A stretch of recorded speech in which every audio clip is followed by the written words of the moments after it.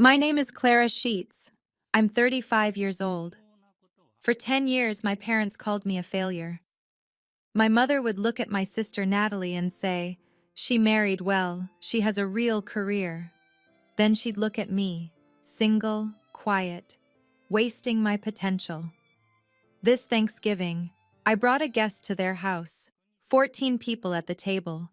My mother saw him walk through the door, and her face went white. She grabbed my father's arm. Her voice came out tight, almost a hiss. "Get them out, now!" Too late. He was already speaking, already saying the things she'd spent years making sure no one would ever know. What my mother didn't understand was this: I hadn't come to ask for anything. I'd come to return something she thought she'd buried. Before I tell you what he said next, like and subscribe, but only if you genuinely connect with stories like this. And if you've ever been underestimated by your own family, leave me a comment. I want to know I'm not the only one. Let me take you back to where this really started. Because the truth is, the comparison didn't begin at Thanksgiving 2025. It began 20 years earlier, in a kitchen in Darien, Connecticut, when I was 15 years old, and my mother decided which daughter mattered more. Summer, 2005. I was sitting at the kitchen table with my SAT prep book when my mother walked in holding Natalie's acceptance letter from Boston College. Early decision, full ride. My mother put the letter on the refrigerator with a magnet shaped like a graduation cap and said, "Natalie got a 1,380 on her SATs. Why can't you apply yourself like that?" I'd gotten a 1,290. A good score, not Natalie's score.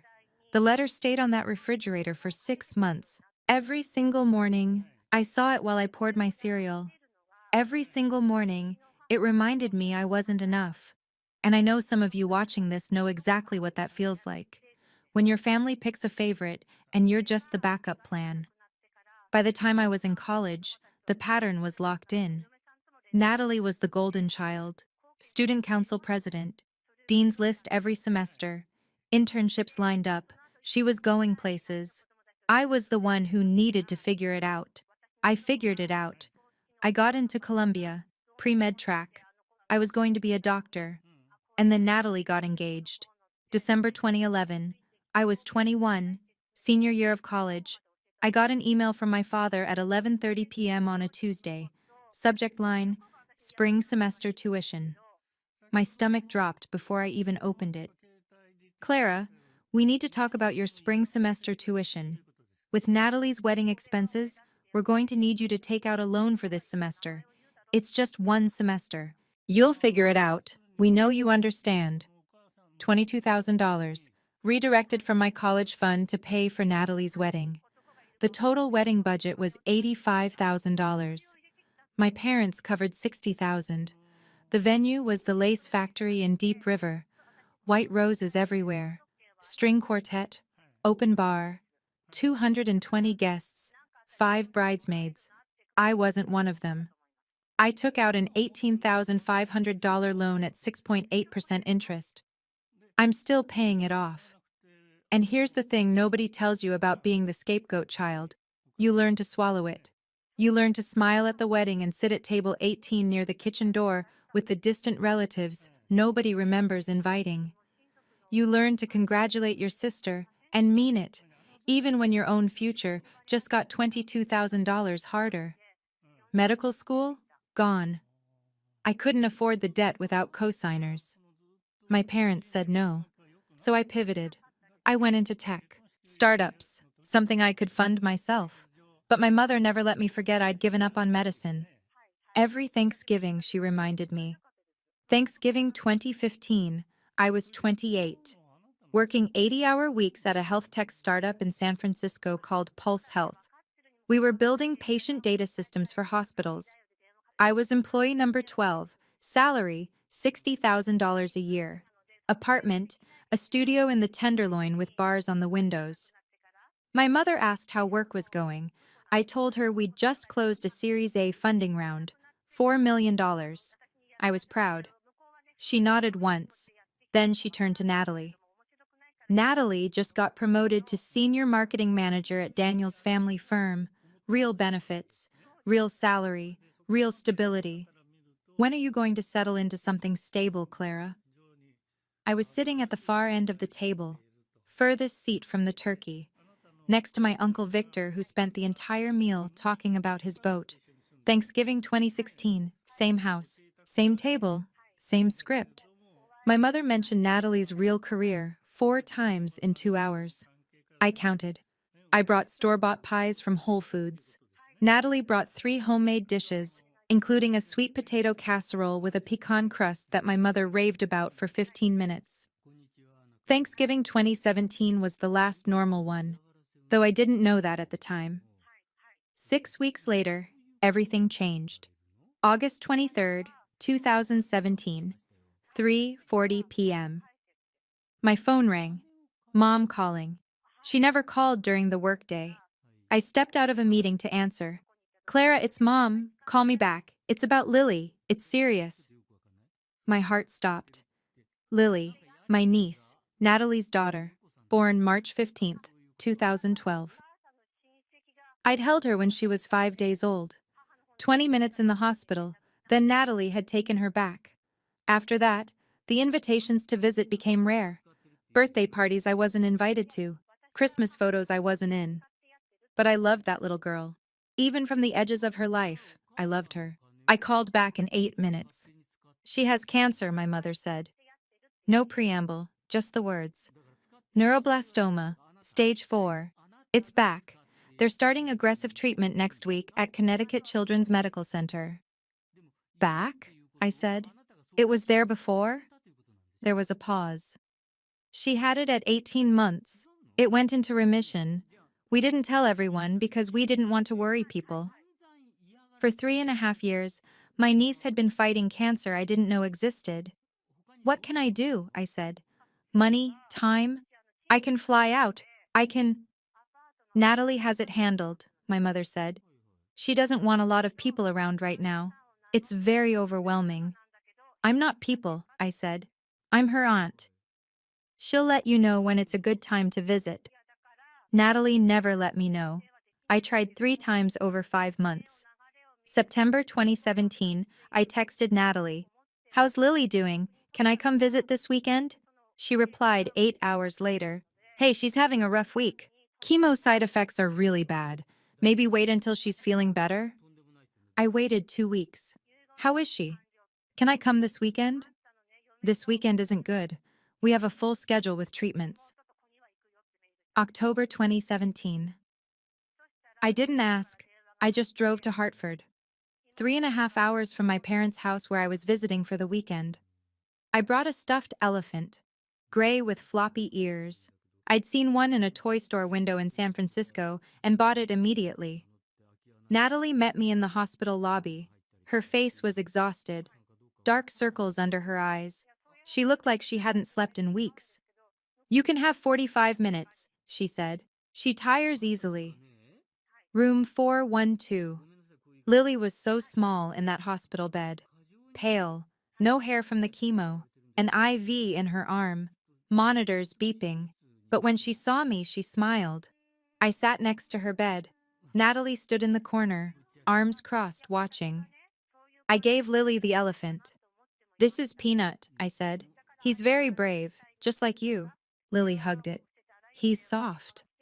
He'll keep you company, I said. We talked for 45 minutes. She told me about the nurses, about the food, about how she missed her bedroom. When I left, Natalie took the elephant from Lily's arms and set it on a shelf across the room. She needs to rest, Natalie said. November 2017. I asked to visit again. Immediate family only during procedures. Hospital policy. It wasn't hospital policy. It was Natalie's policy. I saw the medical bills on a table when I'd visited. Over $180,000 not covered by insurance. I called my mother. Let me help with the bills. We're managing, she said. I have savings. I can... We said we're managing, Clara. January 10th, 2018. I was in the office at Pulse Health. We were 3 weeks from our Series B pitch, make or break moment for the company. My phone buzzed. Natalie. She's not going to make it. 4 words. No punctuation, just the truth. I called immediately. No answer. I texted back.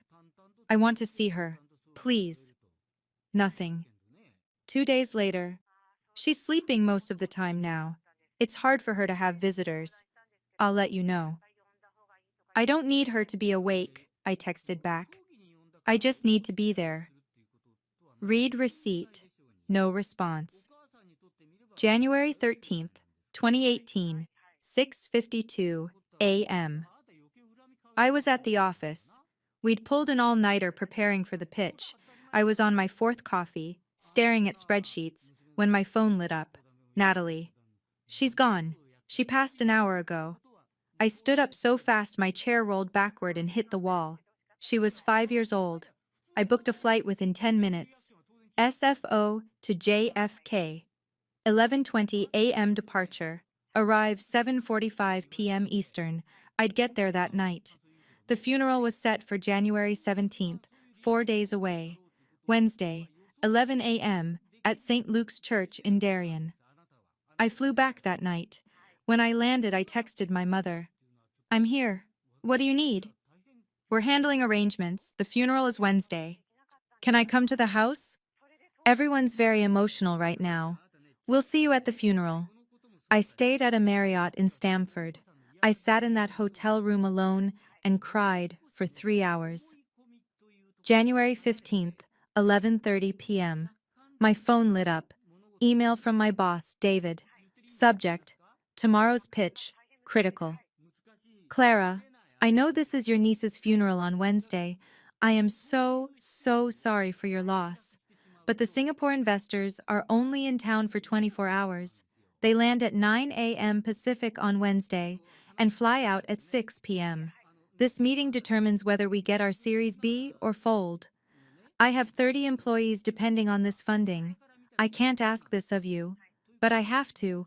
We need you at this pitch. I stared at the email for 20 minutes. The pitch was Wednesday at 10 a.m. San Francisco time, 7 a.m. Pacific. The funeral was 11 a.m. Eastern, 2 p.m. Pacific. I pulled up flight options. The earliest I could land at JFK after the pitch was 3:20 p.m. I'd missed the funeral entirely. The only option that got me to the funeral was a red-eye landing at 6:45 a.m., but I'd have to skip the pitch meeting. If I skipped the meeting, Pulse Health didn't get funding. 30 people lost their jobs. If I went to the meeting, I missed my niece's funeral. I sat in that hotel room until 1 in the morning trying to decide. I called Natalie 4 times. She didn't pick up. Finally, I texted her. 1:15 a.m. Nat, I'm so sorry. My company's Series B pitch is Wednesday, same time as the funeral. The investors are only available that day. If I don't go, we lose everything and 30 employees lose their jobs. I've tried everything to move it. I can't. I know how this sounds. I know what I'm asking you to understand. But I love Lily. I loved her so much. Please know that.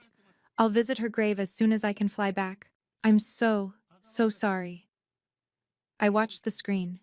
3 dots appeared, then disappeared, then appeared again. At 8:20 a.m. Wednesday morning, she replied, You never loved her. If you did, nothing would stop you from being there. Don't come to the grave. Don't come to the house. You made your choice. Work was always more important than family. Now we all know where we stand. I sat on the edge of that hotel bed and shook.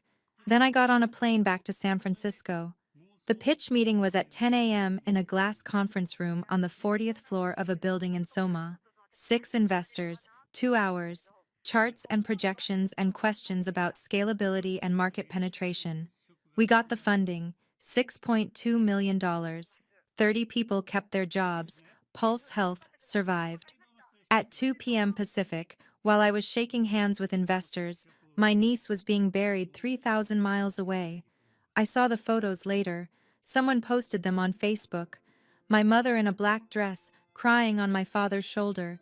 Natalie in sunglasses, holding Peanut, the elephant I'd given Lily. The church was full, over 160 people. I pulled up the funeral program someone had scanned and posted. In loving memory of Lily Rose Hart. Under family, it listed Natalie, Daniel, Thomas, Elaine, Daniel's parents, the extended family. My name wasn't there. January 18th.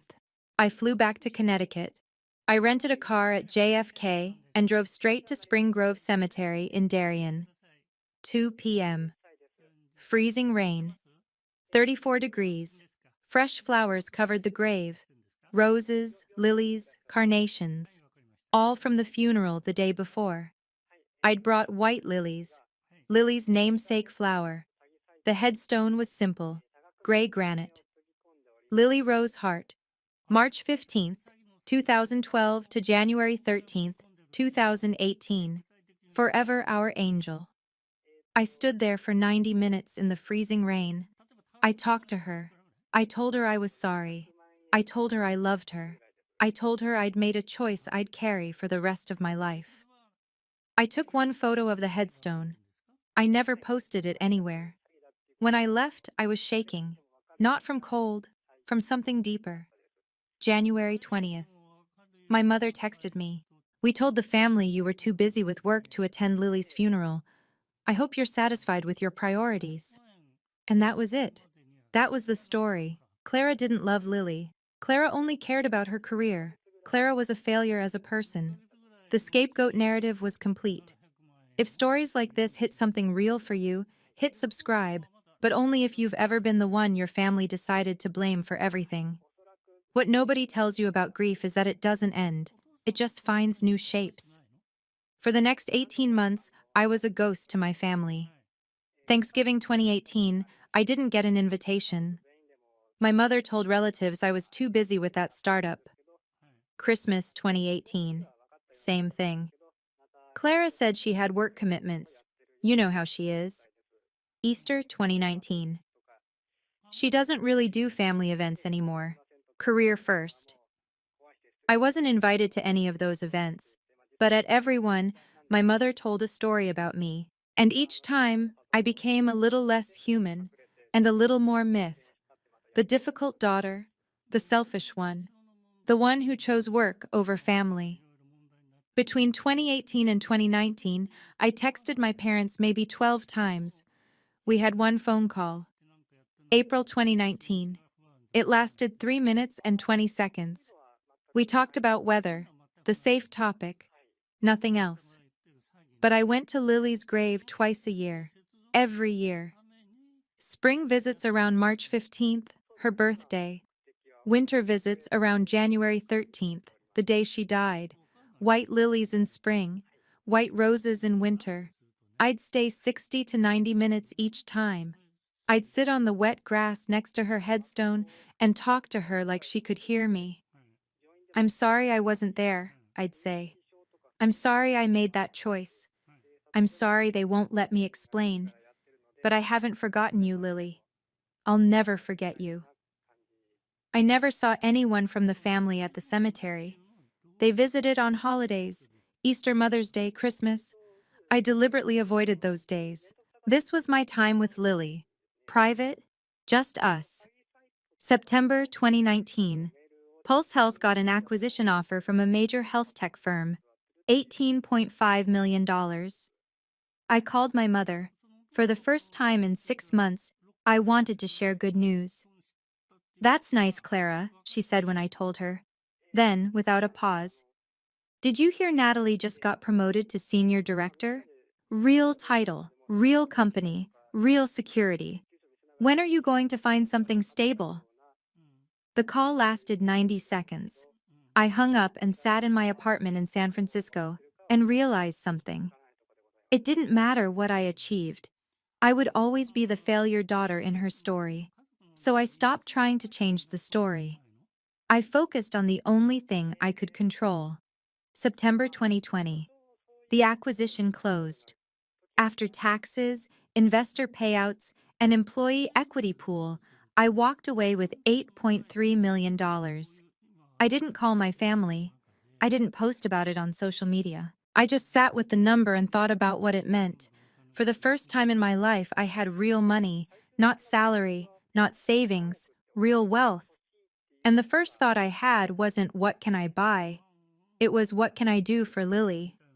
I Googled Connecticut Children's Medical Center donations, then neuroblastoma research funding, then anonymous charitable giving. I spent 3 days researching, and then I made a call. October 28th, 2020, 2:15 p.m. I called the Connecticut Children's Foundation. This is Lawrence Pemberton, Development Director. A warm voice, maybe 50 years old, professional. Hi, I said. I'd like to make a significant anonymous donation to your foundation, specifically for rare disease research, neuroblastoma. There was a brief pause. Of course, we'd be honored. May I ask what size donation you're considering? I took a breath. $250,000? To start? Another pause. Longer this time. That's extraordinarily generous. May I ask what inspired this? Someone I loved, I said. Someone who should still be here. Over the next 2 weeks, I worked with Lawrence to set everything up. A donor-advised fund through Fidelity Charitable. Tax-deductible. Completely anonymous. My name would never appear on any hospital records. The instructions were clear. In memory of a child, no name, no plaque, no public recognition. November 20th, 2020. The donation cleared. 5 days later, I received a letter. On behalf of the children and families we serve, thank you. Your extraordinary gift of $250,000 will directly fund our neuroblastoma research clinical trial, currently in Phase 2. Because of generous donors like you, we are one step closer to ensuring no family has to hear the words, "There's nothing more we can do." Your gift will save lives. I read that letter sitting alone in my apartment and I cried, not sad tears, something else. Something I hadn't felt since Lily died.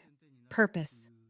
I folded the letter carefully, put it in a locked drawer in my desk, and I thought, Lily, this is for you, and for every child who comes after you. This wasn't going to be a one-time thing. January 13th, 2021, the 3-year anniversary of Lily's death. I went to her grave. 11 a.m., snow on the ground, 28 degrees. I brought 12 white roses and a stuffed elephant identical to Peanut. I sat on the frozen ground next to her headstone for 2 hours. My jeans got soaked through. I didn't care. I'm doing something, I told her. I can't bring you back, but I can make sure other kids get a chance you didn't get. I promise you, Lily, your name is going to mean something. I left the elephant at the headstone. When I stood to leave, I noticed a woman standing about 30 feet away at another grave. She was watching me. When our eyes met, she nodded, like she understood something I hadn't said out loud. I nodded back. Over the next 4 years, I donated every single year. The amounts grew as my investments did. November 2021, $500,000. November 2022, $750,000. October 2023, $1.1 million. September 2024, $1.2 million. January through October 2025, $800,000. Total donated, $4.6 million. Every donation went through the donor-advised fund. Anonymous. The hospital had no idea who I was, but they kept track of the impact. They sent reports. 230 children treated with the funding. 3 major clinical trials launched. 12 research grants awarded to doctors studying pediatric neuroblastoma. Every year, Lawrence Pemberton sent a personal thank you letter. By 2023, the letters were getting more direct. Your cumulative giving has transformed our neuroblastoma program. You have created a legacy that will save countless lives. If you ever wish to step forward and be recognized, we would be deeply honored to meet you. Every year, I said no. I didn't want recognition. I wanted Lily's death to mean something. But the requests kept coming. The hospital wanted to thank me publicly. They wanted to put my name on something. They wanted to tell my story. I kept refusing. Until October 15th, 2024. Lawrence called me. I was in my apartment in Manhattan. I'd moved from San Francisco 2 years earlier. Evening. I was making dinner when my phone rang. I know you've always declined recognition, Lawrence said. But this is different. The hospital board voted unanimously to create a new pediatric research and family support center. Your donations make this possible. We'd like to dedicate the center to the child you've been honoring all these years. Would you share their name with me? I set down the knife I'd been using to chop vegetables. My hands were shaking. Her name was Lily, I said quietly. Lily Hart. Was she your daughter? My niece. She died in January 2018. She was 5 years old. I'm so sorry for your loss, Lawrence said. His voice was gentle. Would you consider letting us honor her name publicly? And yours? I walked to my window, looked out at the Manhattan skyline. Lights everywhere. Can I think about it? I said. Of course. Take all the time you need. I thought about it for 3 weeks. I thought about Lily. I thought about my family telling everyone I didn't love her. I thought about Natalie's text. You never loved her. I thought about 7 years of silence. 7 years of being the villain in their story. And I realized something. I wasn't asking for their approval anymore.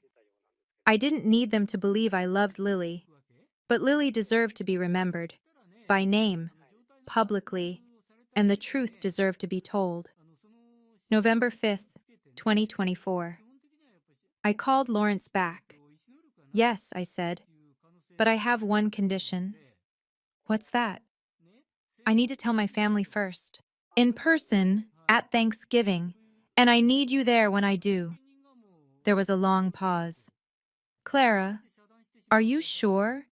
That's going to be very difficult. It already is difficult, I said.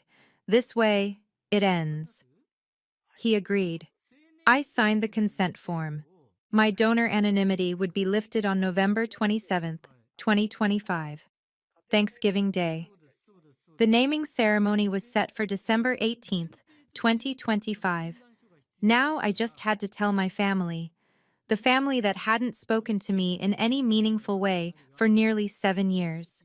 November 10th, 2025. 7:45 p.m. I sat in my apartment holding my phone for 20 minutes before I called. It rang 4 times. My mother's voice. Hello? Mom, it's Clara. A pause. I could hear the surprise. Clara, this is unexpected. I'm coming to Thanksgiving this year, I said. No preamble. Just the fact. Another pause. You are? Yes, and I'm bringing a guest. I could hear her brain working. A guest? Is it finally a boyfriend? Because Natalie's been asking. No, Mom, it's not a boyfriend. Then who? Someone who knew Lily. I heard her sharp intake of breath. Clara, that's an extremely poor taste. We don't just bring up. I'll see you at 2:30, I said. We'll be there for dinner. I hung up before she could respond. I turned off my phone, sat in the silence. My hands were cold and shaking. But I'd done it. I'd started something I couldn't stop. The next 2 weeks, I prepared. I reviewed every donation receipt from the past 6 years. I read every thank you letter from Lawrence. I looked at the impact reports showing which children had been helped, which trials had been funded, which research had been advanced. November 20th, 2025. I drove to Spring Grove Cemetery.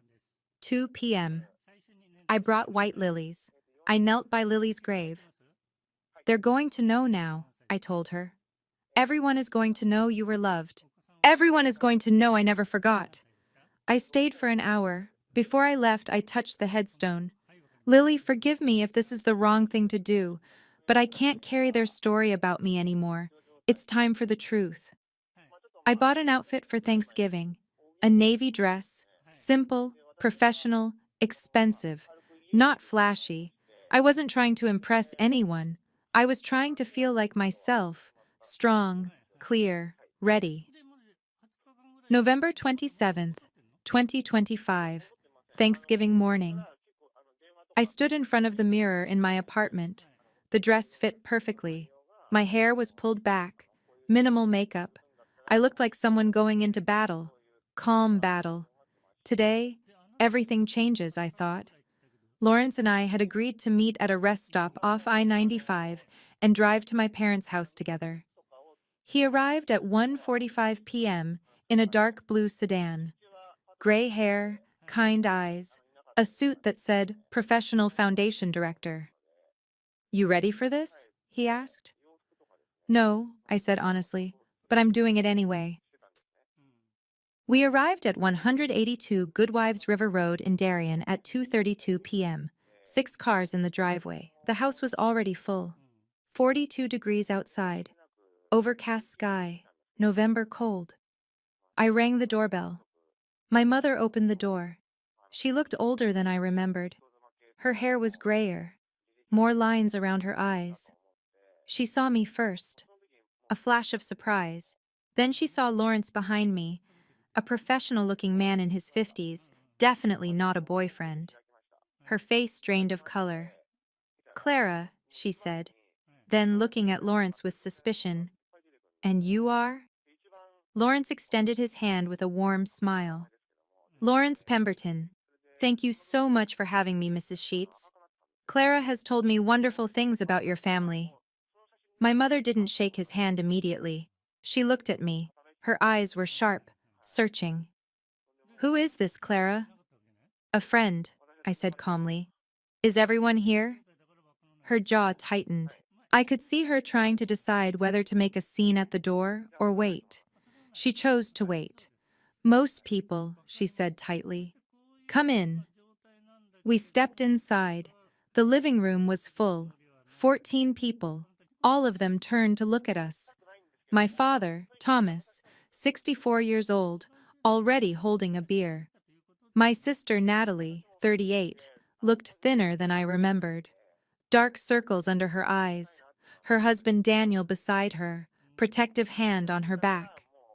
Daniel's parents, Richard and Susan, late 60s, both friendly faces. Daniel's sister Jessica and her husband Andrew. My mother's sister Patricia, her husband Jim, and their 32-year-old son Eric, who I'd barely spoken to at my entire life. My father's brother Victor and his wife Anne, both polite strangers to me. And Lawrence making 15. Susan, Daniel's mother, lit up when she saw me. "Clara! Oh my goodness, it's been years! How are you, sweetheart?" She crossed the room and hugged me. A real hug. I'd forgotten what that felt like from family.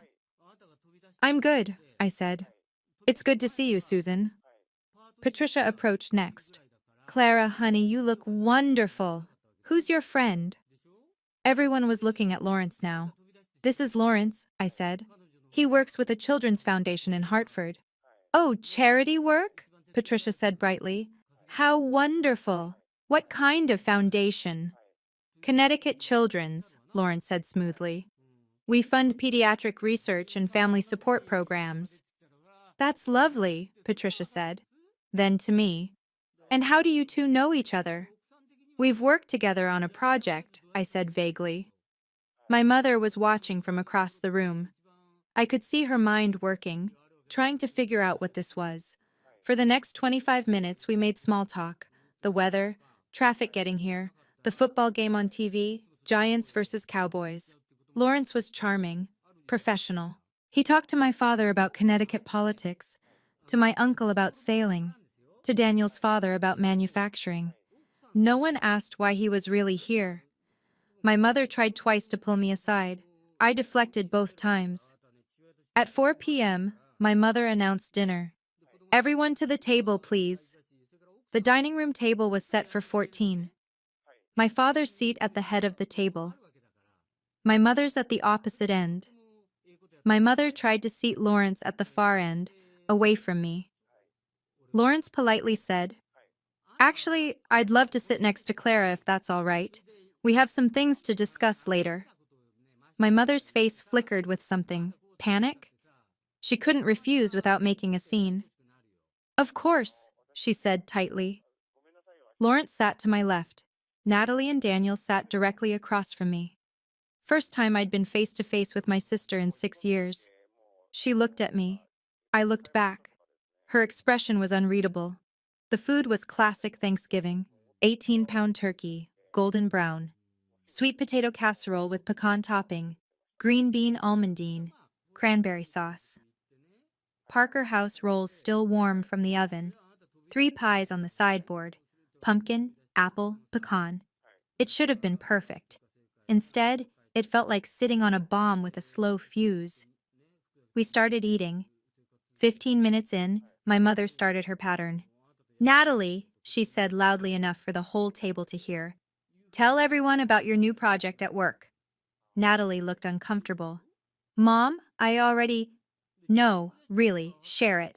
Everyone wants to hear. She's leading a major rebrand campaign, very high profile. That's wonderful, Natalie, Susan said supportively. My mother wasn't done. Unlike some people, she understands the value of stability, real career, real company, real security. She glanced at me, deliberate. 10 minutes later, she did it again. Daniel's doing remarkably well at the firm, partner track. They're talking about making him managing director next year. Daniel shifted uncomfortably. It's not decided yet. Still, my mother said, real career progression, not everyone understands that kind of commitment. Another glance at me. 5 minutes after that, Clara, what exactly are you doing these days? Still, investing? Or whatever it was. Everyone was looking at me now. Something like that, I said calmly. How wonderfully vague, my mother said. A few people laughed nervously. Natalie's role is so clear: marketing director, real title, real company. Maybe you should ask her for career advice. Natalie looked down at her plate. Mom, can we please just eat? 4:35 p.m. Lawrence set down his fork carefully. He picked up his wine glass. He stood up. The table went quiet. I just want to take a moment, Lawrence said with a warm smile, to thank the Sheets family for welcoming me into your home today. It's not often I get to meet the family of one of our foundation's most extraordinary supporters. Clara has been... My mother interrupted sharply. I'm sorry, which foundation did you say you're with? Connecticut Children's Medical Center Foundation, Lawrence said clearly. I'm the development director. Clara and I have been in touch for several years now regarding her philanthropic work, and... My mother stood up abruptly. Her chair scraped loudly against the floor. Clara, I need to speak with you in the kitchen. Right now. No, Mom, I said. I didn't raise my voice. I kept it level, calm. Sit down. Clara, this is completely inappropriate. My father looked confused. Elaine, what's going on? My mother turned to Lawrence, her voice sharp. I think you should leave. This is a private family. Mom, Natalie said quietly. What are you doing? My mother's voice rose. Get them out. Now. The room went silent. 14 people frozen. Lawrence looked at me, confused and concerned. I gave him a small nod. Continue. Mrs. Sheets, Lawrence said gently, I apologize if this is surprising. Clara finally agreed to let us acknowledge her contributions publicly. For the past 6 years, she has been our foundation's largest anonymous donor. The words hung in the air. Her gifts, totaling $4.6 million, have funded our new Pediatric Research and Family Support Center. The hospital board voted unanimously to dedicate this center in memory of Lily Hart. We hoped your family would join us on December 18th when we officially... Silence. Not the polite kind, the stunned kind. 11 full seconds of it. I counted. Natalie's fork slipped from her hand. It hit her plate with a sharp metallic sound that made everyone jump. Daniel's mouth opened. No words came out. Susan put both hands over her mouth. Her eyes filled with tears. Patricia whispered, Wait, what did he just say? My father was staring at me like he'd never seen me before, his beer forgotten in his hand. My mother was gripping the edge of the table. Her knuckles were white. Victor, my uncle, said loudly, "Did he say $4.6 million?" Jessica looked from Natalie to me and back again, her face shocked. Lawrence, not understanding the bomb he'd just detonated, continued calmly. When we officially opened the Lily Hart Pediatric Research and Family Support Center, Clara's generosity has already directly saved over 230 children's lives. Her funding has made possible 3 major clinical trials, 12 research grants, and a comprehensive family support program. We wanted to thank her publicly and honor Lily's memory in a way that will help thousands of families who walk the same difficult path. He sat down. The silence remained. If you've ever been judged for one moment, while nobody saw the years of truth behind it, leave a comment. I read every single one.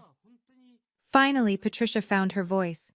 Clara, you donated $4 million? $4.6 million, I said quietly. Over 6 years. To a children's hospital? Susan asked, tears streaming down her face. To the hospital where Lily was treated, I said. Susan turned to Natalie. Did you know about this? Natalie shook her head slowly. She was staring at me like I was a stranger. No, she whispered. I had no idea. How could you not know? Victor asked, genuinely confused. Because Clara never told us, my mother said sharply. She was trying to regain control. She does everything in secret. This is completely inappropriate, I said, looking directly at her. My voice was still calm, still level, but there was steel underneath. Thanksgiving isn't the place for this? Is that what you were going to say? Lawrence pulled a folder from his briefcase. I brought documentation if anyone would like to see the impact of Clara's contributions. He passed the folder to my father. Inside were printouts, donation timeline from 2020 to 2025, impact reports showing how many children had been treated, which clinical trials had been funded, which families had been supported, architectural renderings of the new center, the board resolution, letters from grateful families. The folder made its way around the table. All 14 people looked at it. I watched their faces as they read. Susan was crying openly now. Richard had his arm around her. Patricia read aloud. In loving memory of Lily Rose Hart, whose short life inspired a legacy that will save thousands of children. Oh my God, Clara. Eric, my cousin who'd never said more than 10 words to me in my life, said quietly, "This is incredible." My father was staring at the documents in his hands. His face had gone pale. Natalie was reading a letter from a mother whose daughter had been in one of the funded clinical trials. Her hands were shaking. My mother stood rigid at the end of the table, speechless. Daniel looked at me. Clara, why didn't you tell anyone? Would you have believed me? I asked. Everyone looked at me. 7 years ago, I said. I missed Lily's funeral because I had to be at a pitch meeting that determined whether 30 people kept their jobs. I made a choice. The wrong choice in many ways. The only choice I could make in others. And Natalie texted me, "You never loved her." I looked at my sister. She was crying now. For 7 years, that's what this family believed. That I didn't love Lily. That I didn't care. That work mattered more than family. If I had told you I was donating millions in her name, what would you have said? Natalie's voice was barely a whisper. That you were trying to buy forgiveness. Exactly, I said. So I didn't tell you. I just did it. For 6 years, I did it quietly. Because it wasn't about you knowing. It was about Lily being remembered. It was about making sure other children got a chance she didn't get. The table was silent again. Then Patricia turned to my mother. Elaine, did you know about this? My mother's face was stone. This is not the time. Did you know? Patricia pressed. My mother took a breath. I found out 6 months ago. The room exploded. You knew? Natalie's voice cracked. You knew she was donating to Lily's hospital and you didn't tell me? You knew Clara was doing this for Lily? Daniel said, incredulous. My father stood up. Elaine, what are you talking about? You knew about this and you didn't tell me? It wasn't my information to share, my mother said defensively. Clara never told me directly. I happened to see. You received a letter from the foundation, I said. My voice cut through the noise. Everyone went quiet again. Didn't you, Mom? My mother's lips pressed into a thin line. The foundation sent a donor update to an old address in May, I said. My emergency contact address from college. Your address. You got the letter. You knew I'd been donating. You knew about Lily. And you never said a word. That letter was addressed to me by mistake, my mother said. I didn't know. You knew, I said. And you made a choice. You could have told Natalie. You could have told Dad. You could have told anyone, but you didn't. Because if you did, you'd have to admit something. Admit what? My mother snapped. That I wasn't the failure daughter. That your entire narrative about me was wrong. That for 10 years, you've been telling everyone I don't care about family, when the truth is I've spent nearly $5 million honoring a little girl you all said I didn't love. My mother's face went red. How dare you turn this into— What did you do with the letter? I asked. The one from the foundation? She didn't answer. You threw it away, didn't you? Or deleted the email, because if you kept it, someone might see it. Someone might ask questions. My father sat down heavily. He looked at my mother. Elaine, is this true? My mother didn't answer. Lawrence stood quietly. I think I should give you all some privacy. This is clearly a family matter.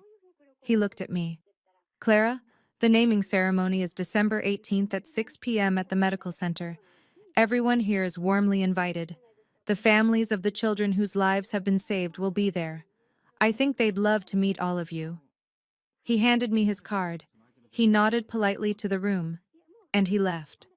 The front door closed. 5:02 p.m. 13 people remained at the table. No one ate, no one moved. The food was cold now, congealing on plates. After 90 seconds, Richard, Daniel's father, spoke. I think, he said carefully, we owe Clara an apology. All of us. My mother started to speak. Richard held up his hand. Elaine, with all respect, he said firmly, your daughter just told us she spent 6 years and nearly $5 million honoring your granddaughter, while you, told everyone she didn't care. That's not something we interrupt. That's something we listen to. The silence that followed was different, heavier. I stood. I should go. Clara, wait, Natalie said. Her voice was thick with tears, but I was already moving. I picked up my bag. I walked to the door. Behind me, I heard my mother say, you had no right to ambush this family. I stopped, turned around. You've spent 10 years calling me a failure, I said.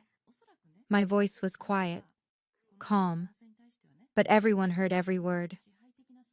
You redirected my college fund to pay for Natalie's wedding. You refused to co-sign my medical school loans but co-signed hers. You gave her $50,000 for a down payment and gave me nothing. You told relatives I was too busy to attend family events I was never invited to.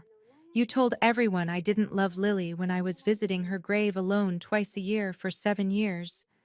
You built a story about me, and you told it so many times you believed it. Today, 14 people learned the truth. How does that feel, Mom? I didn't wait for an answer. I walked out. I drove to the Delamar Hotel in Southport, checked in at 9 p.m., room 214, 10th floor, view of the harbor. I sat on the edge of the bed and realized I wasn't shaking anymore. For the first time in 7 years, I'd told the truth out loud. and I hadn't asked for permission. At 11:20 p.m., my phone buzzed. Natalie, can we talk? I stared at the message for a long time. Now? I typed back. I'm in your hotel parking lot. I guessed you'd come here. You always liked this place. I looked out the window. I could see her car. She was sitting in the driver's seat, phone glowing. Room 214, come up. She knocked at 11:28.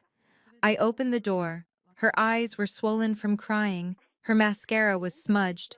She looked young and old at the same time. I didn't know, she said immediately, about any of it. The donations, the money, Mom hiding the letter. I swear to God, Clara, I had no idea. I believe you, I said. Why didn't you tell me? Her voice broke. Why didn't you tell me you were doing all of this for Lily? I stepped aside, let her in. She sat in the armchair by the window. I sat on the edge of the bed. Would you have listened? I asked gently. 7 years ago, you told me I never loved her. Why would I come to you after that? Because I'm her mother, Natalie said. Tears were streaming down her face. Because she was my daughter and you should have... Should have what? Convinced you I cared? Defended myself? Begged you to believe me? I shook my head. Nat, you were drowning in grief. You needed someone to blame. I was the easy target. I made the choice to miss her funeral. That was real. That hurt you. I understood that. But you loved her, Natalie whispered. So much, I said, my own eyes filled with tears. God, Natalie, I loved that little girl so much. And not being there when she died, not being there when you buried her, that's something I'll carry forever.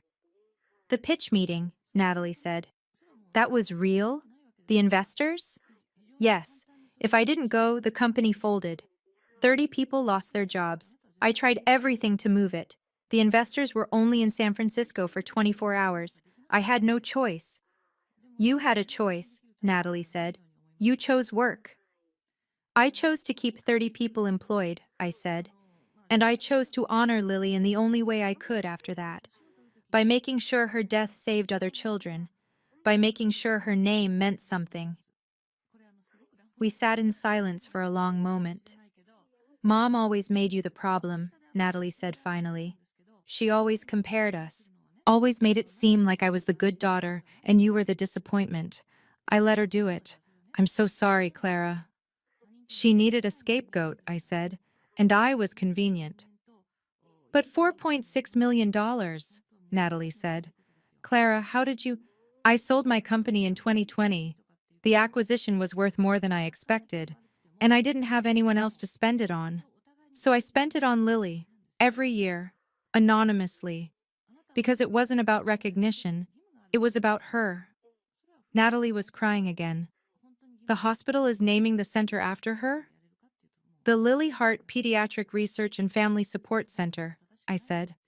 Opening December 18th.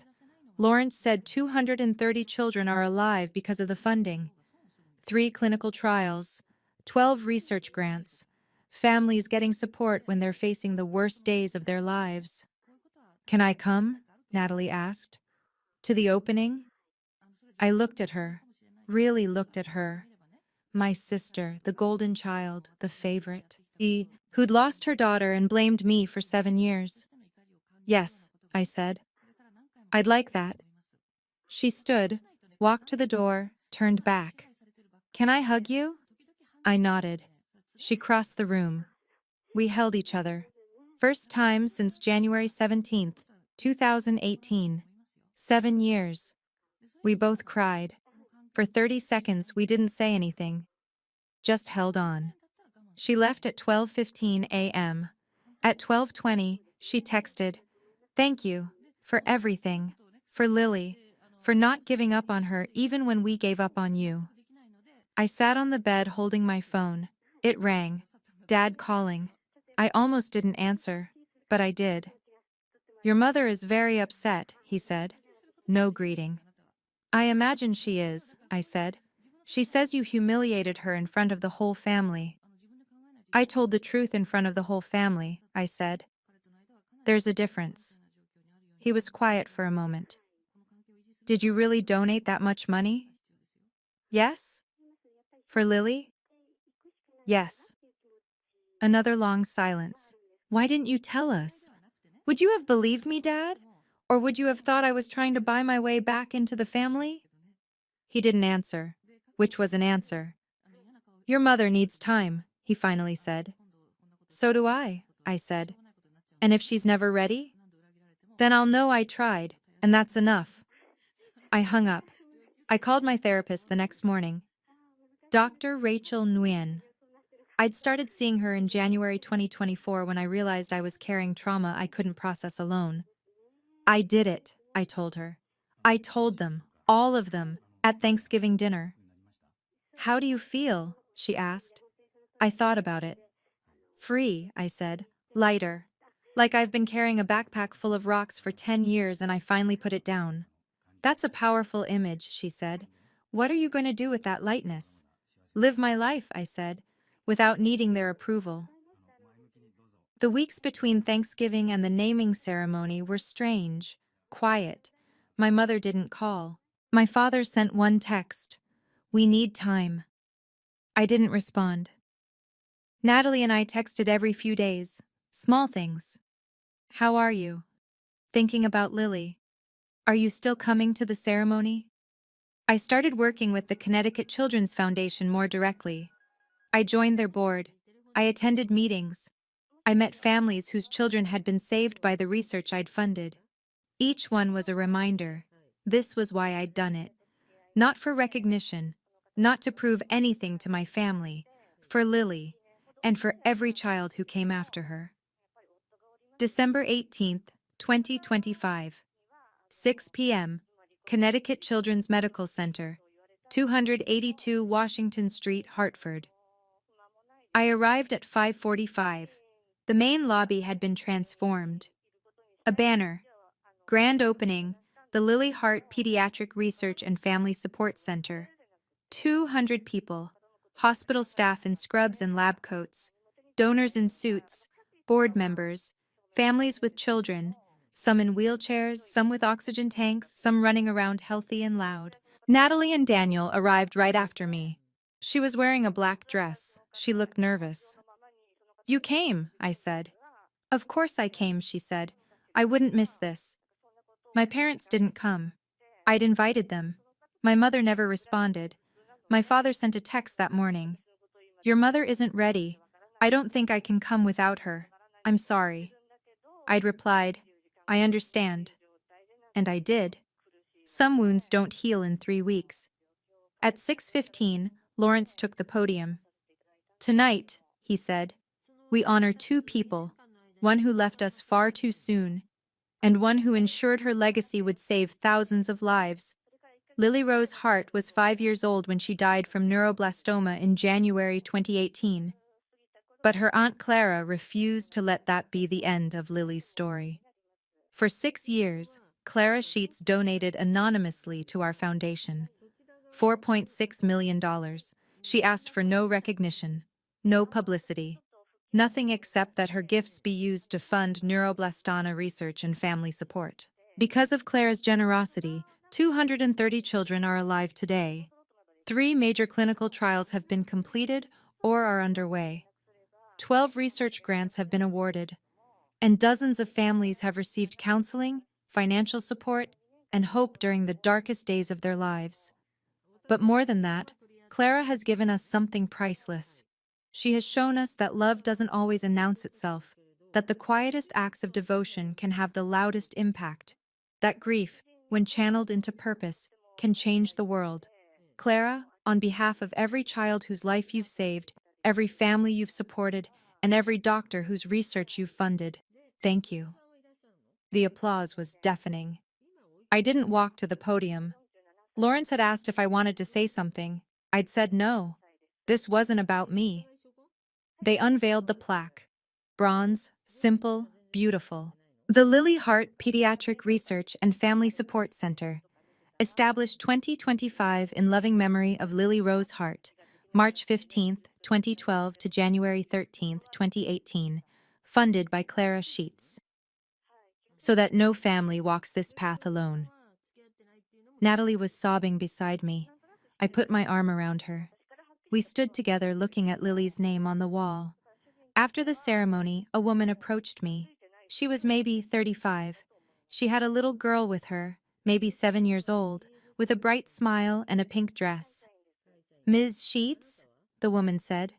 "I'm Jennifer Morrison. This is my daughter, Sophie. She was in the Phase 2 neuroblastoma trial your funding made possible. She's been in remission for 18 months." I knelt down to Sophie's eye level. "Hi, Sophie." "Thank you for helping me," Sophie said. She handed me a drawing. Crayon. A little girl holding hands with a doctor. At the top in wobbly letters, "Thank you for saving me." I took the drawing. My throat closed up. I couldn't speak for a moment. "You're very welcome, Sophie," I finally managed. "You're very brave." Jennifer was crying. "We prayed for 2 years. We didn't know who funded the trial. We just prayed for whoever made it possible. And now we know. My daughter is alive because of you." "She's alive because she's a fighter," I said, "and because the doctors here refused to give up." "They didn't give up because you gave them the tools they needed," Jennifer said. "Thank you. From the bottom of my heart. Thank you." They took a photo with me in front of Lily's plaque. Natalie joined us. The local news was there. They asked if they could interview me. I said yes. "Why did you donate anonymously for so long?" the reporter asked. "Because it wasn't about me," I said simply. "It was about making sure a little girl who died too young would have a legacy that saved other children. That was all that mattered." "And why go public now?" I looked at the plaque, at Lily's name. "Because she deserves to be remembered. By name. Publicly. And because the truth matters." That night, the story ran on the local news. Anonymous donor revealed. $4.6 million. Legacy. Honors 5-year-old girl. By the next morning, it had been picked up by CNN, Good Morning America, and the New York Times. My phone exploded with messages. Old friends, former colleagues, people I hadn't talked to in years. My mother didn't call. Christmas 2025.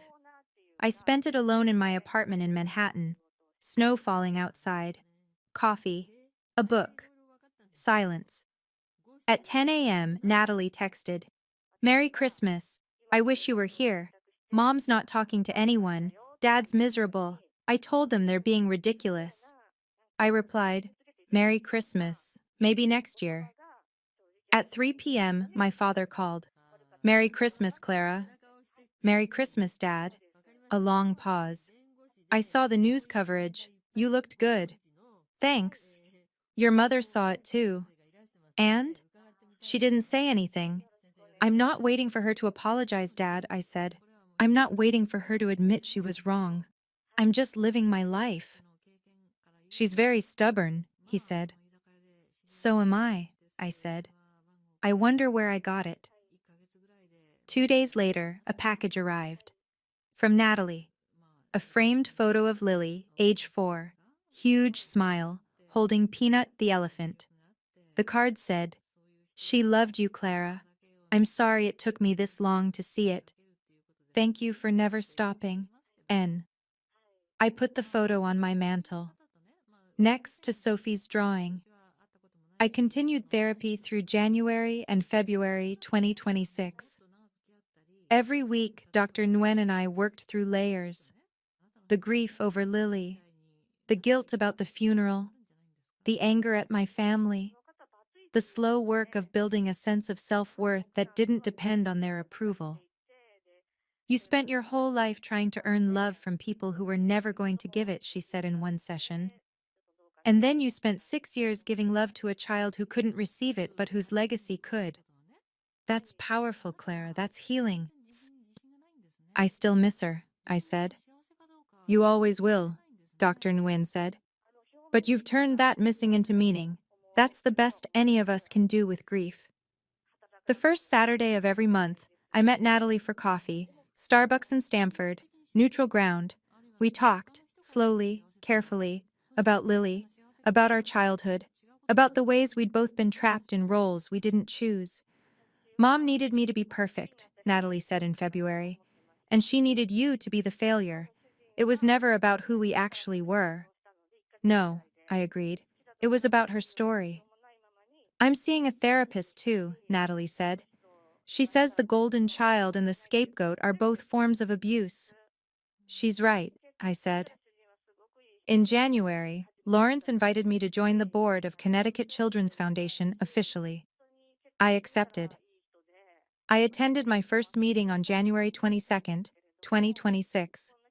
I met other donors, other advocates, people who'd lost children or who had children who survived, people who understood that grief could be transformed into purpose.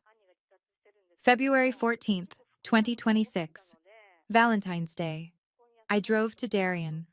Not to my parents' house, to Spring Grove Cemetery, 2 p.m. Snow melting, 38 degrees, early signs of spring. I brought 12 white roses and a stuffed elephant identical to Peanut. I sat on the ground next to Lily's headstone. The grass was wet. My jeans got soaked. I didn't care. I talked to her. Hey, Lily. It's me, Clara. I wanted to tell you. They know now. Everyone knows I loved you. Everyone knows I never forgot.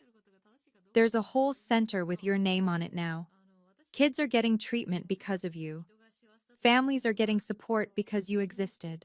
230 children are alive because your life mattered. I don't know if Grandma will ever forgive me for missing your funeral. Maybe she won't. But I don't need her forgiveness anymore because I know the truth. And you know the truth. And every child in that hospital with your name on the wall knows the truth.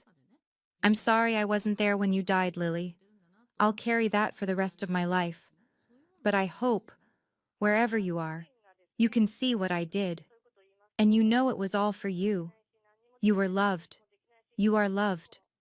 You will always be loved. I left the roses, the elephant, a handwritten note tucked under the flowers. You are loved, forever, Aunt Clara. I took a photo of my hand resting on her headstone. Just my hand, the gray granite, the flowers. I posted it on Instagram. First time I'd ever posted anything about Lily publicly. No caption, just the photo. Within an hour, it had 3,000 likes. Comments poured in. This is the most beautiful thing I've ever seen. You are an angel. Lily knows. I promise she knows. Natalie texted me. She knows, Clara. I promise you, she knows. As I was leaving the cemetery, I passed an older couple visiting a nearby grave. They looked at Lily's headstone. The woman stopped. Read the inscription. Turned to her husband.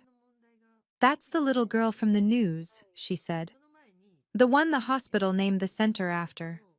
I kept walking, but I was smiling, because yes, that's exactly who she was. If you've ever loved someone quietly while a whole family told the story wrong, tell me what happened in the comments. Someone reading your story might need it tonight. They called me a failure for 10 years, and maybe I was, by their definition. I didn't marry well. I didn't follow their path. I chose work over a funeral, a choice that haunts me every single day. But here's what I learned. Your family's version of you isn't the truth. It's just a story they need to tell themselves to make sense of their own choices. And you don't have to live inside that story. I didn't donate $4.6 million to prove them wrong. I did it because a little girl I loved deserved to be remembered. Because 230 other children deserved a chance to live. Because grief, when you let it, can become purpose. My mother still hasn't called. She might never call. But I don't need her approval anymore. I don't need her to say I'm enough. Because I know I am. Lily knows I am. Every child in that hospital with her name on the wall knows I am. That's the family that counts. The truth is this. Your silence can become your greatest power. Your quiet acts of love can echo louder than anyone's judgment. And the family you choose, through purpose, through shared values, through genuine care, that family matters more than the one you were born into. I brought a guest to Thanksgiving. He said one sentence, and my mother's world collapsed. But mine? Mine finally made sense.